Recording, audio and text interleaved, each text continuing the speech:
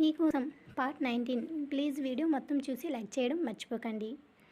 రాజేష్ గారు ఒక విషయం అడగనా అని నందు అనేసరికి ఏంటి బంగారం, ఇంకేంటి డౌట్లు నీకు, రామ్ గురించేనా అని రాజేష్ అనేసరికి అసలు విషయం చెప్పేస్తే హ్యాపీగా ఫీల్ అవుతుంటాడు కదా, ఇప్పుడు ఎంత బాధపడతాడో, సారిక తను ప్రేమిస్తుందో లేదని కన్ఫ్యూజన్లో ఉండి ఉంటాడు, మళ్ళీ పెళ్లి చూపులంటే ఎంత టెన్షన్ పడతాడో తెలుసా అని నందు చెప్తూ ఉంటే, బంగారం ఆలోచించింది కరెక్టే, నేను కాదనడం లేదు, కానీ సారిక తన ఎదురుగా వచ్చినప్పుడు వాడి ఫీల్ అయ్యే సర్ప్రైజ్ వేరే లెవెల్లో ఉంటుంది తెలుసా. ఆ సర్ప్రైజ్ నేను ప్లాన్ చేశా, ప్లీజ్ నువ్వు వాడికి ఏం చెప్పకు, అసలేం రివీల్ చేయకు, నీకు తెలియనట్టే ఉండు ఓకేనా అని ఒక్కసారిగా నందుని గట్టిగా తన గుండెల మీదకి అదుముకొని హ్యాపీగా కళ్ళు మూసుకుంటాడు. నందు కూడా రాజేష్ గుండు చప్పుడు వింటూ తను చెప్పింది నచ్చి చిన్నగా నవ్వుకొని తను కూడా నిద్రపోతుంది. ఇక రామ్ అయితే అసలు ఏమీ అర్థం కాదు.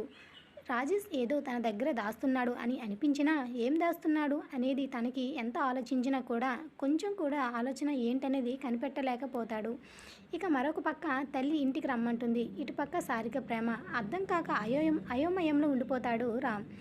ఎప్పటిలాగే మహేంద్ర వర్మ మార్నింగ్ లేచి యోగా చేసుకుని డైలీ రొటీన్ స్టార్ట్ చేస్తూ ఉండగా మళ్ళీ అన్నోన్ నెంబర్ నుండి ఫోన్ కాల్ వచ్చి వార్న్ చేస్తూ ఉంటారు. గట్టిగా ఈసారి వీడికి ఇలా కాదు అని సైలెంట్గా వాడి మాటలు విని అదే నెంబర్ పిఏకి కనుక్కోమని వాడి ఇన్ఫర్మేషన్ తెలుసుకోమంటాడు. ఇక సైలెంట్గా తన ఆఫీస్కి రెడీ అవుతూ ఉంటాడు. ఈ విషయం రాజేష్కి చెప్పాలా వద్దా అని కాసేపు ఆలోచించి చెప్తే రాజేష్ ఎలా రియాక్ట్ అవుతాడో తెలిసి చెప్పకూడదు అని ఇక అనుకొని ఇక మౌనంగా ఆఫీస్కి వెళ్ళిపోతాడు. రాజేష్ పొద్దున్నే లేచేసరికి నందు ఇంకా అప్పటికే ముద్దుగా నిద్రపోతూ తన గట్టిగా హత్తుకుని పడుకొని ఉంటుంది. కళ్ళు తెరిచి లేవాలనుకున్న తను ఇంకా మత్తుగా నిద్రపోతూ ఉండడంతో క్యూట్గా చిన్న పప్పీలా పడుకుని ఉన్న నందుని రెండు చేతుల మధ్య తీసుకుని ఆత్రంగా చూస్తూ ఉండిపోతాడు రాజేష్. అలా చూస్తూ ఉంటే ఏదో తెలియని హ్యాపీనెస్ తన మొహంలో చిన్నగా చిరునవ్వు వచ్చి చేరుకుంటుంది. ఏంటో తెలియదు బంగారం, ఇలా చూస్తే చాలు ఉన్న ఫ్రస్ట్రేషన్ లెవెల్స్ అలా తగ్గుతాయి తెలుసా, చాలా రిలీఫ్గా ఉంటుంది తెలుసా. కాకపోతే ఇన్ని రోజులు నేను ఎంత మిస్ అయ్యా, ఈ మధ్య నువ్వు నాతో ఇలా ఉండడం నాకు భలే నచ్చింది. ఆఫీస్కి వెళ్తున్నా మాట అనే మాటకి ప్రతి క్షణం నీ ఆలోచనలే ఎక్కువైపోతున్నాయి తెలుసా. అసలు కాన్సన్ట్రేషన్ చేయలేకపోతున్నానే, అంతలా నిండిపోయావు ఇక్కడ అని తన గుండె మీద చేయి వేసుకుని తన మొహం చూస్తూ మాట్లాడుతూ ఉంటే చిన్నగా తన కదిలినట్టు అనిపించి నుదుటి నందు అని నెమ్మదిగా పిలుస్తూ ఉండేసరికి నందు మత్తుగా కళ్ళు తెరిచి రాజేష్ని చూసి గుడ్ మార్నింగ్ అని చెప్తూ ఉంటుంది. వెరీ గుడ్ మార్నింగ్ అని పెదాలపై చిన్న ముద్దు పెట్టేసరికి టక్కున లేచి చిరుకోపంగా చూస్తూ ఉంటుంది రాజేష్ని. తను కోపంగా చూసి చిన్నగా నవ్వుకొని కోపంలో కూడా భలే ముద్దుగుంటావు నందు అని తన బుగ్గలు పట్టుకొని ముందుకు లాగి ఇక ఫ్రెష్ అవ్వడానికి వెళ్ళిపోతూ ఉంటాడు రాజేష్.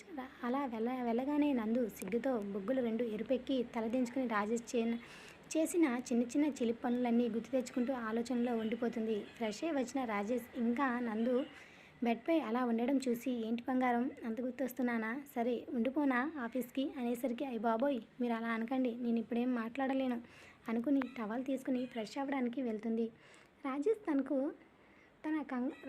తన కంగారు చూసి చిన్నగా నవ్వుకుంటాడు.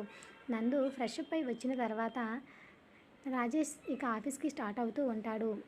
తనకి చెప్పి నుదుటి మీద చిన్నగా ముద్దు పెట్టుకుని బాయ్ చెప్పి వెళ్ళిపోతాడు. రాజేష్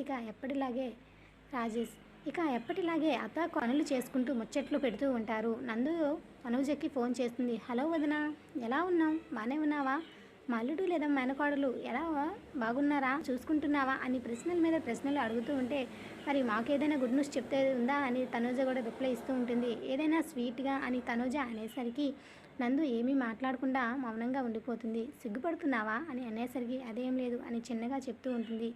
నాకు అర్థమైందిలే అని చెప్పి బాగానే ఉన్నాను వదిన, టైంకి మందులు కూడా వేసుకుంటున్నా, అంతే బాగానే ఉంది అని తనూజ చెప్పడంతో సరే నీకు ఒక విషయం చెప్పనా, అందుకే కాల్ చేశా ఇంత పొద్దున్నే అని చెప్పేసరికి ఏంటి వదిన అంత హ్యాపీగా ఉన్నావు, అంత గుడ్ న్యూస్ ఏంటి సంగతి అంటూ ఉంటే అదేం లేదు నేను చెప్పేది విను తనూజ, టీస్ చేయకు అని చెప్తూ ఉంటుంది.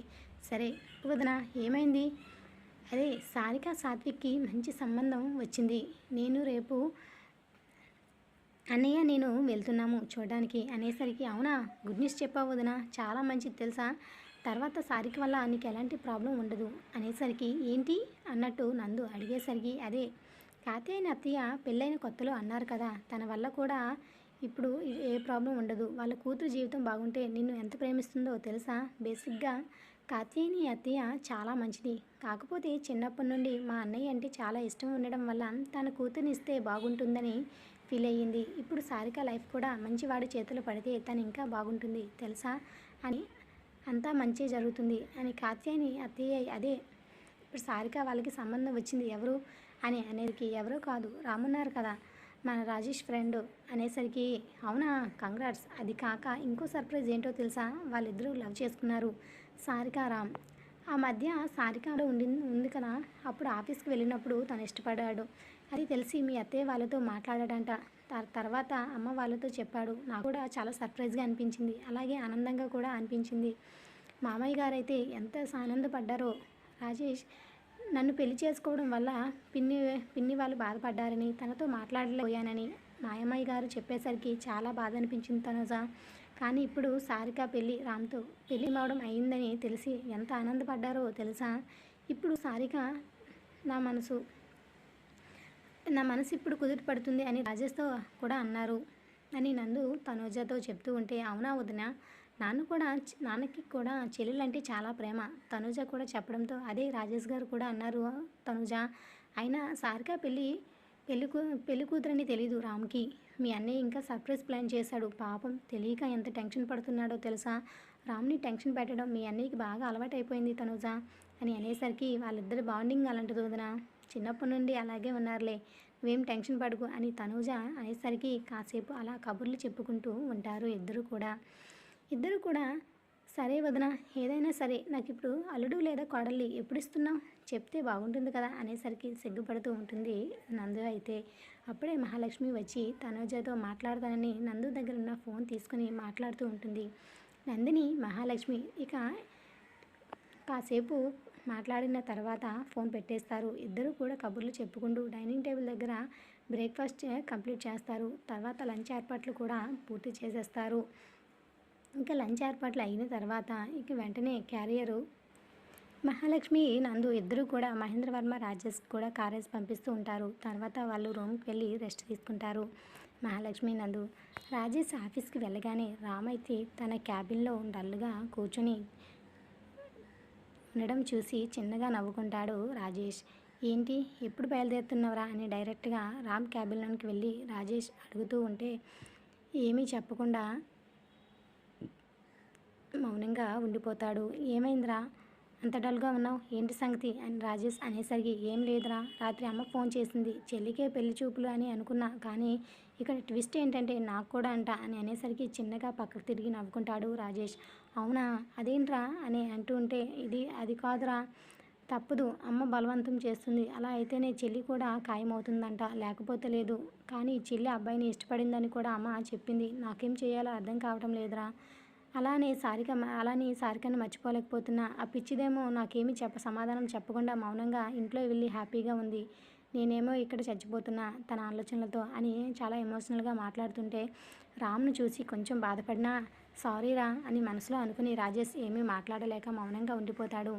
ఏం కాదులేరా, నీకు కావాలంటే నేను వాళ్ళకి వచ్చి నచ్చ చెప్తాలే, నేను మంచిగా మాట్లాడతా, ఈవినింగ్ వస్తా కదా, నువ్వు టెన్షన్ పడకు అని ధైర్యం చెప్తాడు. సరే నువ్వు ఈవినింగ్ త్వరగా వర్క్ చేసుకొని ఇంటికి వెళ్ళు, నేను రేపు వచ్చి కలుస్తాలే అని రాజేష్ అనడంతో సరేరా నువ్వు వస్తావని నమ్మకమే చెప్తున్నా, నువ్వు చూసుకుంటావని అన్నావనే నేను కొంచెం పీస్ఫుల్గా ఉన్నాను, లేకపోతే ఏమైపోతానో నాకు అర్థం కావడం లేదు అని రామ్ అనేసరికి నా మీద ఆ మాత్రం నమ్మకం ఉంది కదా, సరే చూసుకుంటాలే, నేను వెళ్ళి సారికతో ఏదో ఒకటి కన్ఫర్మ్ చేసుకుని మాట్లాడి వస్తా, నువ్వేం టెన్షన్ పడకు, అప్పటి వరకు అమ్మాయితో కొంచెం ఫ్రెండ్లీగా మాట్లాడరా, పెళ్లి చూపులే కదా, పెళ్ళి కాదు కదా, నువ్వేం టెన్షన్ పడకురా అని చెప్తూ ఉండేసరికి పెళ్లి చూపులు చాలరా బాబు, పెళ్లి వరకు అవసరం లేదు అని అదే నేను భరించలేకపోతున్నా అని రామ్ అనేసరికి ప్యూర్ లవ్ని చూసి రాజేష్ అయితే చాలా ముచ్చట అనిపిస్తుంది రామ్తో.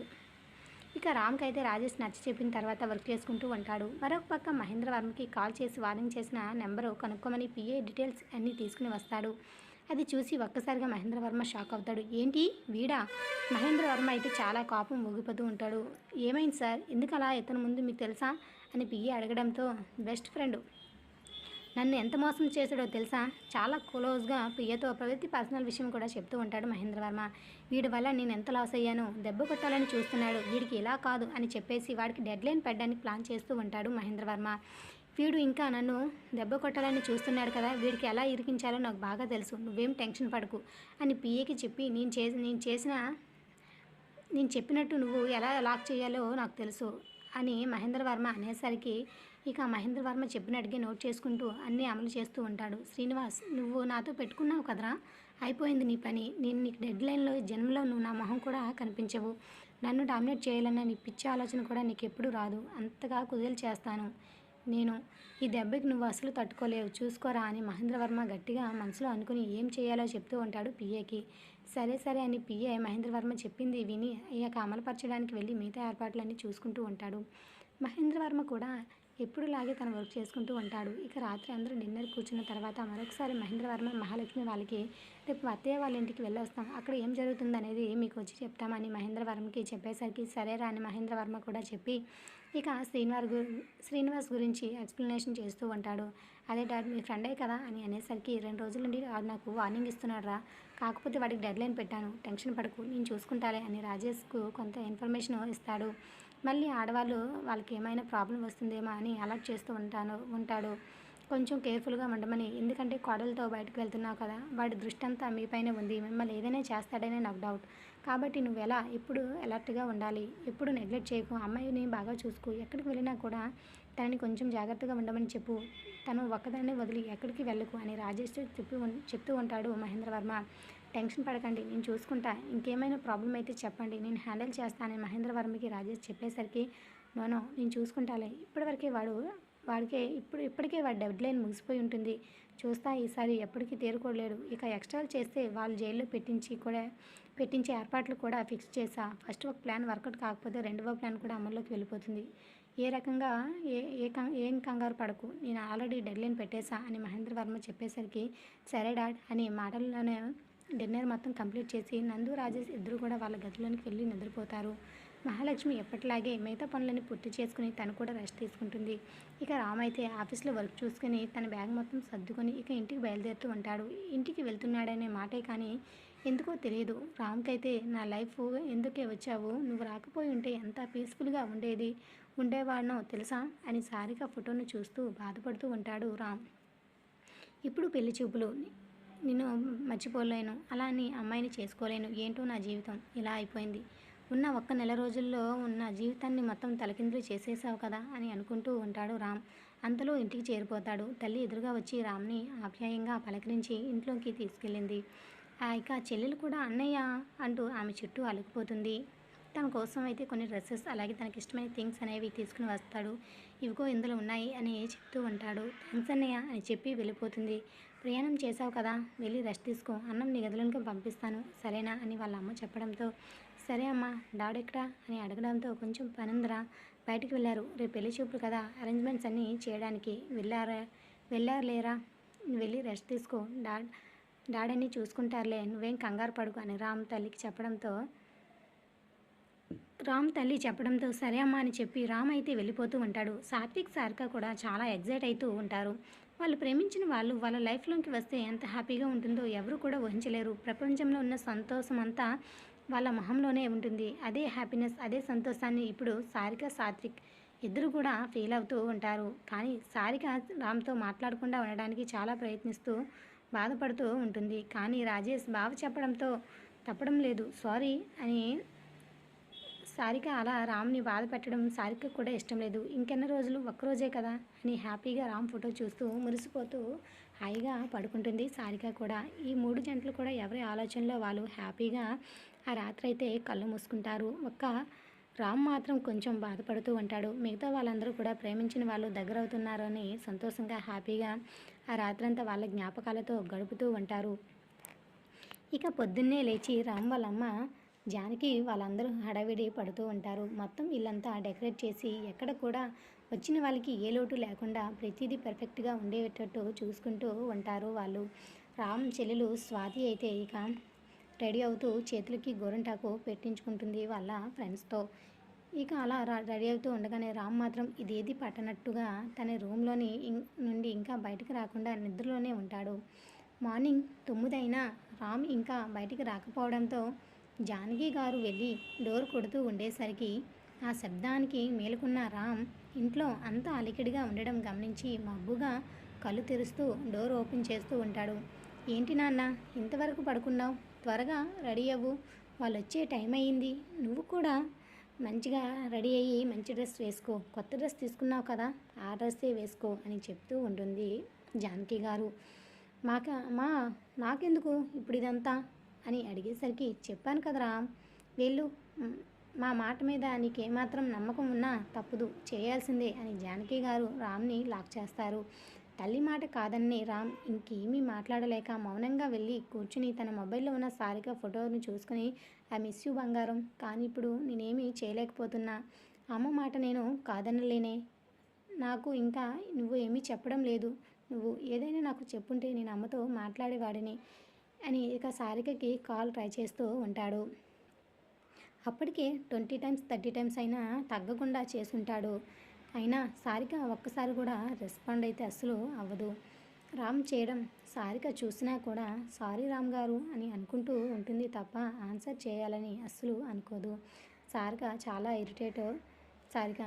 ఇరిటేట్ అవుతూ ఉంటాడు రామ్. ఇది అయితే విసురుగా మొబైల్ పక్కన పడేసి ఫాస్ట్గా వాష్రూమ్లోకి వెళ్ళి ఫ్రెష్ అప్ అయి వచ్చి డ్రెస్ వేసుకుంటూ ఇక రెడీ అవుతూ ఉంటాడు. అప్పటికే టైం 11 అవడంతో స్వాతి కూడా ఆల్మోస్ట్ రెడీ అవడంతో ఇక జానకి గారు మిగతా ఏర్పాట్లన్నీ చూసుకుంటూ ఉంటారు. రామ్ జానకి దగ్గరికి వచ్చి అమ్మ పెళ్లి చూపులే కదా, ఏంటి ఇదే హడావిడి అంతా, పూల డెకరేషన్ ఏంటి ఇవంతా అని తల్లి దగ్గరికి వచ్చి రామ్ అడిగేసరికి అదేంట్రా అలా అడుగుతున్నావు, ఈరోజు పెళ్లి చూపులే కాదు మీ ఎంగేజ్మెంట్ కూడా, నీకు తెలియదా అని చెప్పాను కదా అనేసరికి మామ్ ఎప్పుడు చెప్పావు అని అడిగేసరికి మర్చిపోయానా, సరేలే ఇప్పుడు చెప్పాను కదా, సరే నువ్వు వెళ్ళి నీ గదిలో ఉండు, వాళ్ళు వచ్చిన తర్వాత నేను పిలుస్తాను అని చెప్పేసరికి వాట్ ఎంగేజ్మెంట్, ఆ పిల్లని నేను చూడొద్దా అని అడుగుతూ ఉంటాడు. నీకు తెలిసిన అమ్మాయే లేరా, నీకెందుకు నచ్చదు, నువ్వు ఎవరినైనా ప్రేమించావా అని రామ్ని వాళ్ళ అమ్మగారు కావాలనే సూటిగా అడిగేసరికి ఏమీ సమాధానం చెప్పకుండా మౌనంగా ఉండిపోతాడు రామ్.